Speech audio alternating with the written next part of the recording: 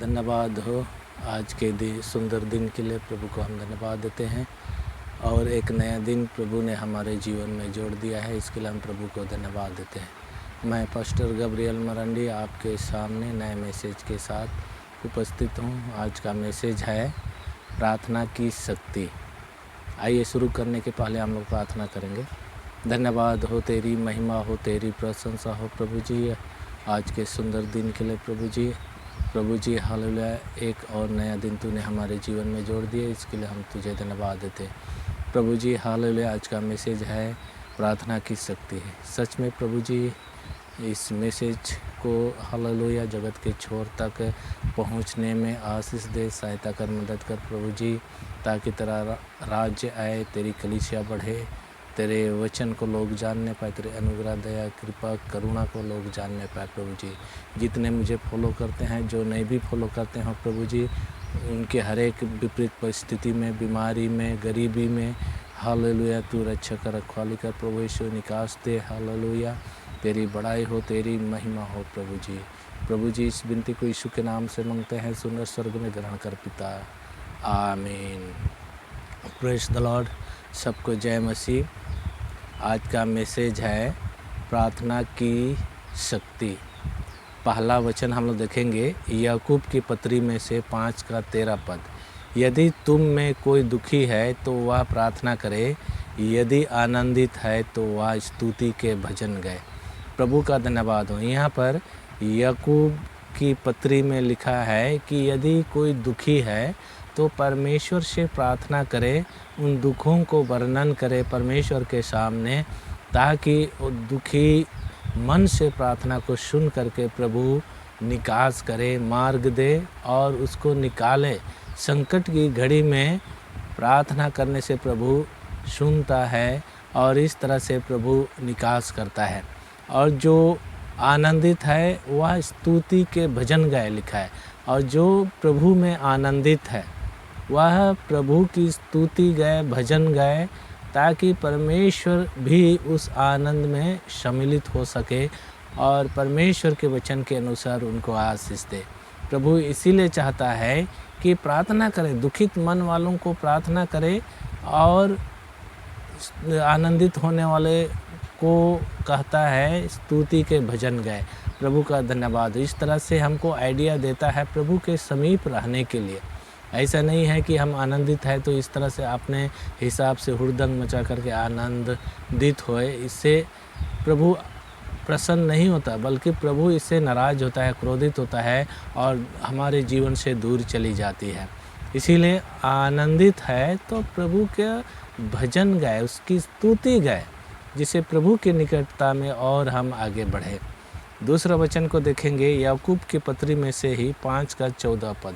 यदि तुम में कोई रोगी है तो कलीसिया के लोगों को बुलाए, जो प्राचीन है उनको बुलाए, और वे प्रभु के नाम से उस पर तेल मल कर उनके लिए प्रार्थना करें।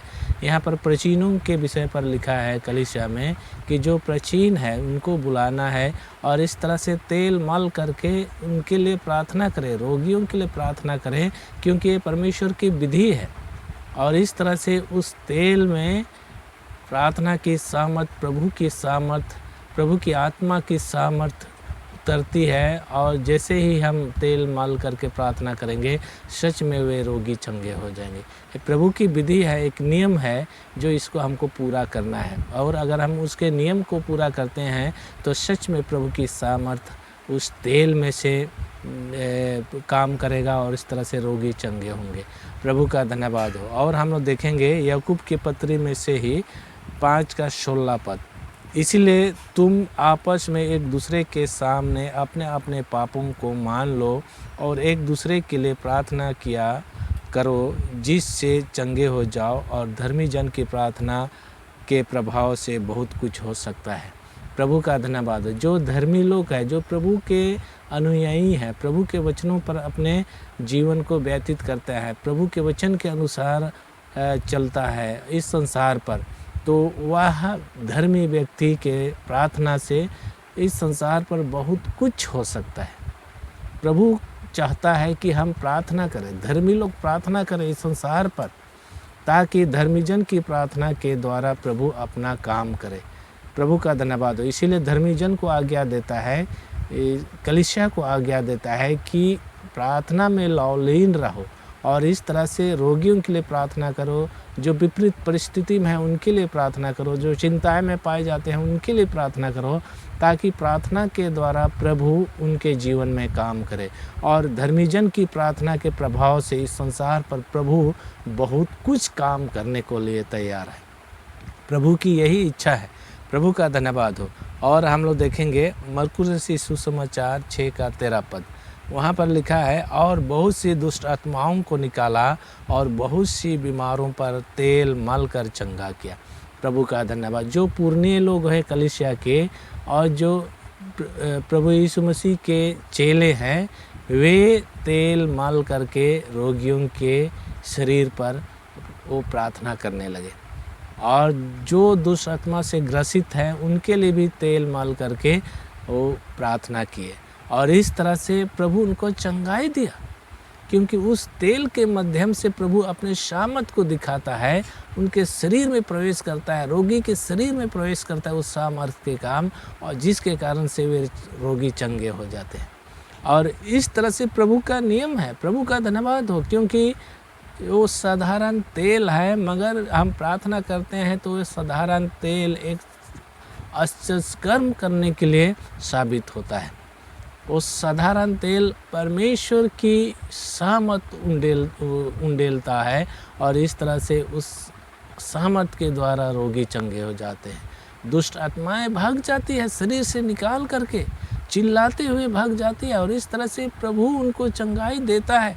इस तरह से प्रभु उनको एक अच्छा आइडिया देता है परमेश्वर अपने लोगों को, जिसके कारण से अगर हम उस आज्ञा को पूरा करते हैं, उस नियम को, उस विधि को पूरा करते हैं, तो सच में प्रभु की दृष्टि में हम भाग्यशाली हैं, धन्य व्यक्ति हैं। और इस तरह से प्रभु हमारे जीवन से बातचीत करेगा, हमारे चाल चलन से बातचीत करेगा और इस संसार पर प्रभु के कामों को हम आगे बढ़ाएंगे।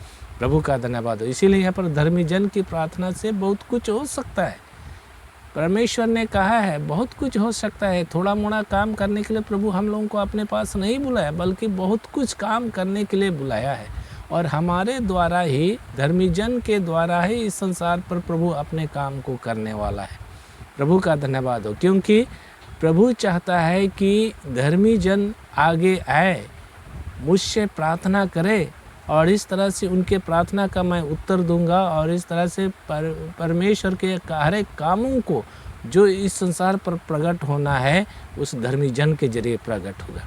प्रभु का धन्यवाद हो। इसीलिए यहाँ पर हम देखते हैं कि जो वचन हमने देखे उसमें देखे बहुत सी ऐसी काम है जो इस संसार पर धर्मी जन को काम करना है और धर्मी जन के द्वारा इस संसार पर प्रभु अपने काम को प्रकट करेगा और उस धर्मी जन को इस्तेमाल करेगा कि जाओ फलाना जगह में जाओ और इस तरह से वहाँ मेरे नाम से तू प्रार्थना करो, मेरे नाम से वो सुसमाचार का प्रचार करो, ताकि लोग सुने और लोग अपने मन को परिवर्तन करें और इस तरह से मेरे नाम से वे बपतिस्मा लें और इस तरह से मेरे राज्य के योग्य हो जाए।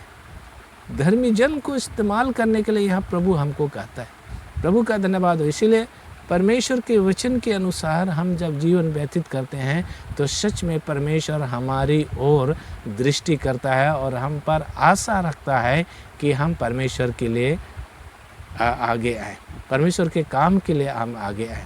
प्रभु का धन्यवाद हो, क्योंकि कलीसिया में ऐसे भी लोग होते हैं जो कमज़ोर हैं, निर्बल हैं, उनको उठाना है। प्रभु चाहता है कि उन निर्बलों को, कमज़ोरों को उठाना है, क्योंकि प्रभु के वचन में लिखा है कि निर्बलों पर ही प्रभु का वचन प्रकट होता है और सामर्थ का काम करता है, ताकि परमेश्वर के गुणगान हम गाए, परमेश्वर के गुण को हम जाने, उनके अशेष कर्म को हम जाने।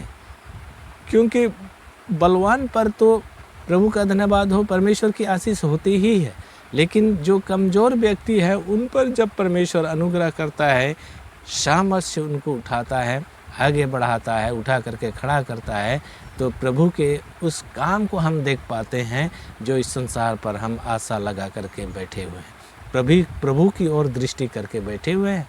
प्रभु का धन्यवाद हो। इसी कामों को करने के लिए प्रभु हमको इस संसार पर रखा है, धर्मी जन को रखा है और अपने चेलों को धर्मी बनाया, संसार के लोगों को धर्मी बनाया, जिसके कारण से प्रभु का काम इस संसार पर हम होते हुए देख रहे हैं। प्रभु का धन्यवाद हो। इस वचन से प्रभु आप सबको आशीष दे।